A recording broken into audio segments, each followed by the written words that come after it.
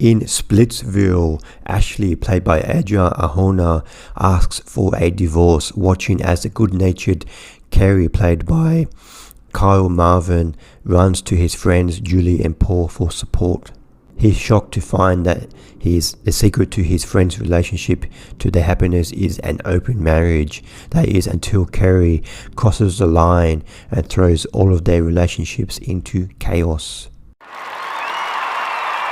Splitsville is directed by Michael Angelo Covino, and this is his second feature after The Climb from 2019, and Splitsville just debuted at the Cannes Film Festival.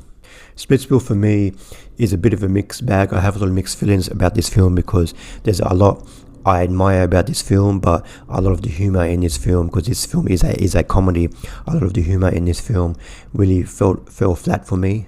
This Splitsville is one of those kitchen sink comedies where there's just joke after joke after joke after joke. In many scenes there's like hundreds of jokes, and for me maybe 20% of the jokes work. So for 20% of the jokes I'm laughing, and then the other 80% of the jokes it just fell flat and I'm not laughing. So since we don't get a lot of comedies in cinemas these days, I still admire, I appreciated this comedy, because we don't get a chance to laugh at the cinema very often these days. So I appreciated the times in this film I did laugh, but a lot of the humor in this film didn't really gel for me. There's quite a bit of a lot of slapstick humor in this film. There's a lot of like hitting people and smashing bottles over heads, and when you don't like when someone's done something you don't like, and there's one extended scene in the first half of the film where Carrie, played by Kyle Marvin, and Paul, played by the director Michael Angelo Covino, they get into this fight in Paul's beachside home, and they start fighting, and it's like 5-10 minute scene of them like fighting and going upstairs, downstairs, and hitting each other and using anything they can grab and just hitting each other with it. And this scene goes on forever and forever. And I guess if you like that type of slapstick humor of getting hit in the balls and hit in the face, and you'll like it. But for me, it just went on a little bit too long. And for me, the humor I like the most is humor that is grounded in reality. And in this film, there's just so many instances in this film where I was thinking that would never happen, and that would never happen. And for me, I just don't find it funny when something unbelievable happens. And Carrie, played by Kyle Marvin, and Paul, played by Michael Angelo Covino, they play these such stupid men in this film. Anytime they get into a conflict, they just do the most stupidest thing you can think of, and I don't understand what their partners, their wives, see in them. Adria Arjona plays Carrie's wife, and she's like a life coach, and she's more successful than him. Carrie is like a PE teacher at a school, so I assume she's earns more money than him and more successful than him, and she's obviously much more attractive than him. So I don't really understand what she sees in him.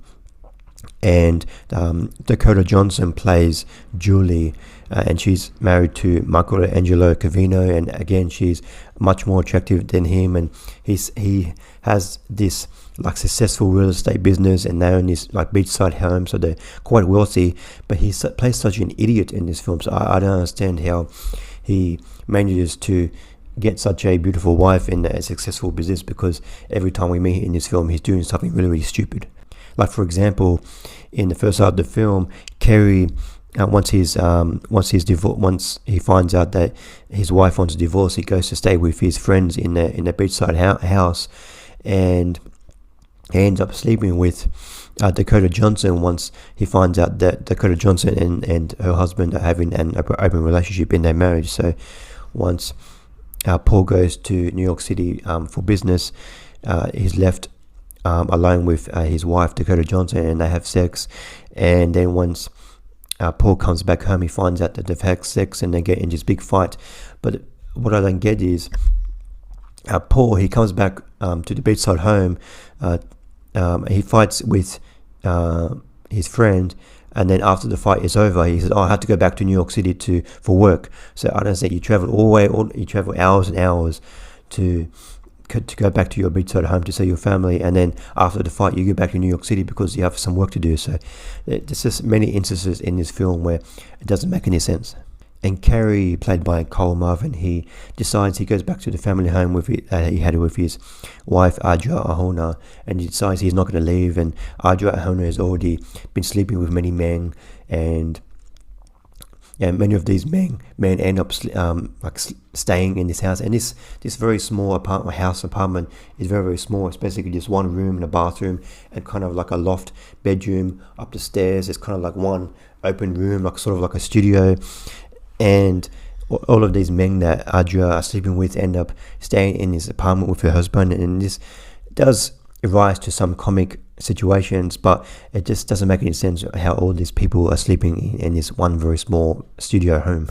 I did in the second half of the film, we're introduced to one character, Nicholas Braun. He plays one of the men that Adria is dating. He's this kind of mentalist. That's his job. He's a mentalist. He goes to like corporate events and does like mentalist shows, and I really liked his character in this film. And I did really like all of the performances in this film, even though I didn't really like many of the characters. I found them a little bit grating and stupid. And for me, because it's such a kitchen sink comedy film, there's so many jokes in every single scene that I did find myself laughing at some of the physical and some of the one-liners in this film. And I really liked how the director, he did these really long track shots. So there's really like long track shots. He'll start off on one part of the house, and he'll go through the whole house. For example, like a scene set in a party, so he'll start the shot off in one, and he'll go through the whole house, introduce to us to different characters throughout the film and different comic situations in this film. And sometimes they like the one shot, and sometimes they very cleverly cut to make it look like it's one shot. And I really like these scenes, even though a lot of the humor in these scenes didn't really land for me. I just appreciated the director was trying something different, and I really liked how those scenes unfolded in the film. I give Splitsville 2.5 stars out of 5. A lot of the humor was very mixed for me. A lot of it landed, a lot of it didn't land it, and I found the two protagonists in this film very, very stupid, and I didn't really understand how they lived their lives and how they managed to get these beautiful, successful wives. And this film, I prefer humor that is grounded in reality. So for me, this film didn't really work for me, even though I did appreciate a lot of the elements to this film. But I still definitely recommend checking out this film, Splitsville, because the audience that I watched it with in the cinema really, really enjoyed the film, and they were laughing a lot. So I think this type of film will definitely connect with a lot of people. But for me, I just didn't really enjoy this unrealistic type of humor, and the slapstick humor didn't really land for me most of the time. So it was a bit of a mixed bag for me. So thanks for watching. What did you think of Splitsville? Please comment below what you thought of the film. See you next time. Bye.